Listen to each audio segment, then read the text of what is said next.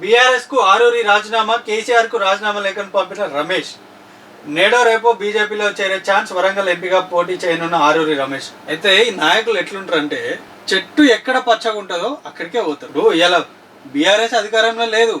BRS అధికారంలో ఉన్నప్పుడు ఇదే నాయకులు ఏమన్నారంటే కేసీఆర్ని ఏమన్నా అంటే తంతం, నరుకుతాం, పొడతాం, తిడతాం, కొడతాం అన్నట్టు మాట్లాడి ఇటు బీఆర్ఎస్ అధికారం నుంచి పోగానే అటు కథం, ఇటు ఉన్నోళ్ళు అటు, అటు ఉన్నోళ్ళు ఇటు, ఇంకొకడికి. ఇది అయితే వీళ్ళకి కావాల్సింది ఏంది? చెట్టు పచ్చగా ఉండు కావాలి, నీడ కావాలి వీళ్ళకు. పార్టీలో ఉన్న మనుషులతో పని లేదు. ఇలా కావాల్సింది అధికారం. ఇప్పుడు ఇదే క్యాండిడేట్ బీఆర్ఎస్లోనే ఉంటే, బీఆర్ఎస్లో ఉంటే లాభం ఏంది? బీఆర్ఎస్ అధికారంలో ఉన్నదా? లేకపోతే బీఆర్ఎస్ ఏమన్నా చేస్తుందా? ఆయనకు ఏం చేయదు. ఇటు ఎంపీ టికెట్ ఇవ్వకపోయా, ఇటు అధికారంలో లేకపోయా. బీఆర్ఎస్ పార్టీకి ఆ పార్టీ వరంగల్ జిల్లా అధ్యక్ష పదవికి ఆరూరి రమేష్ రాజీనామా చేశారు.